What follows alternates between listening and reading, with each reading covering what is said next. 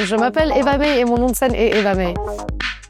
La personne avec qui je rêverais de faire un back-to-back n'est malheureusement pas vivante, ça serait Kelly Hand, la première femme de Détroit de la musique électronique.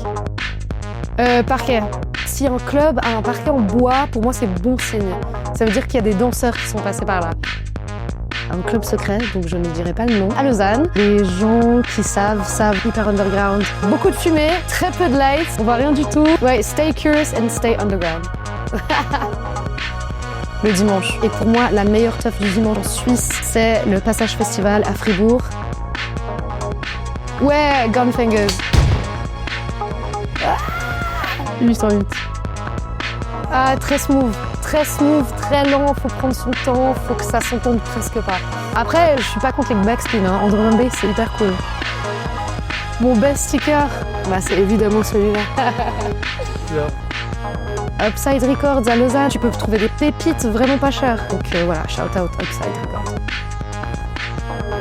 Alors, on va starter très fort. Sina M. Suluk, Sexual Encounters.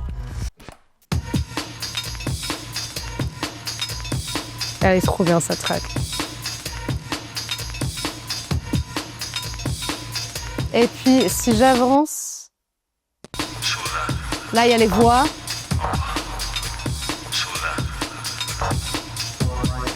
Mais c'est vrai, je trouve que le nom de la track, Sexual Encounters, c'est marrant parce que la voix qu'il y a dedans, ça rend le truc un peu sexuel, je trouve. Moi, je pense dans un petit club, il fait nuit vraiment noire, t'entends cette track, t'as envie de te déshabiller. Je sais pas ce qu'elle a, mais je la trouve incroyable.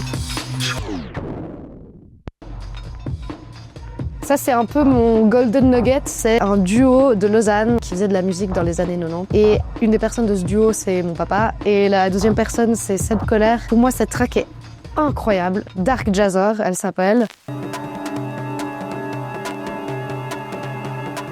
Et je pense que dans ce que je joue maintenant et ce que j'écoute maintenant, il y a toujours un peu des influences de ma famille et de mon papa. Juste ce moment, il est incroyable, pardon.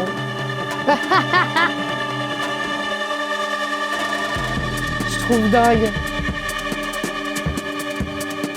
Mais je pense que c'est fou parce qu'à l'époque, ils ont dû jouer. Enfin, mon père, il mixait beaucoup à la Dolce Vita, ce qui était l'espace autogéré maintenant à Lausanne. Et ils invitaient des DJ de Londres, d'autre part, pour venir mixer. Je sais que Gilles Peterson, il a beaucoup joué cette track. Et ouais, plein de gens dans la scène UK. Je pense que c'est plutôt un projet qui était connu en Angleterre. 3. Donc le label c'est Prescription, c'est le label de Ron Trent et chez Damier. Donc là on est à Chicago. Comme d'habitude, une track qui doit durer je pense 7 ou 8 minutes. Ben voilà, maintenant de plus en plus c'est drop. 30 secondes une track, 30 secondes une autre. Moi c'est pas du tout mon style de faire ça et c'est pas du tout ce que j'aime. Et du coup ouais, j'ai tendance à mixer, quand je mixe, faire des longues transitions et aussi laisser jouer les tracks très longtemps.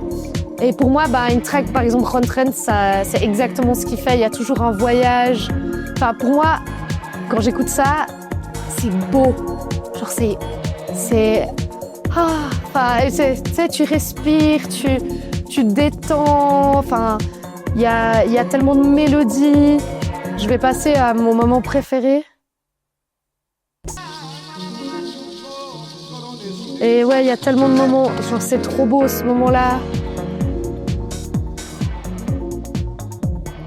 Moi, j'aurais envie de le voir jouer au Bourg parce que je trouve que c'est hyper charmant comme endroit. Donc, mon label préféré de drum and bass, V Recordings, On Time de DJ Die, okay. En mode Die. Et c'est impossible de pas bouncer un petit peu quand t'écoutes de la drum and bass. Bon, à ce moment. La basse, incroyable. En fait, je pense qu'il y a beaucoup de drum and bass qui peut être un peu cringe. Et du coup, ça donne une mauvaise réputation à la drum and bass parce qu'il y a des gens, ils savent pas que ce genre de drum and bass existe. Et pour moi, ça, c'est de la drum and bass hyper clean. C'est comme quand tu écoutes de la techno et c'est de la techno mentale ou hypnotique. Pour moi, ça, c'est l'équivalent un peu en drum and bass.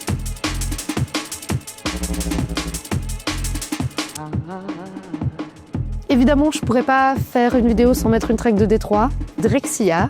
Et du coup, cette track techno pour moi est incroyable. Une classique. Tu la reconnais du coup maintenant que j'ai joué. Black Sea, elle est monumentale. Le kick, il est dans ta gueule. Il commence quand tu t'y attends pas.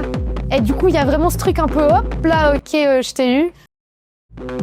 Et là, la mélodie qui arrive, et ça rajoute cette douceur un peu qui est juste incroyable.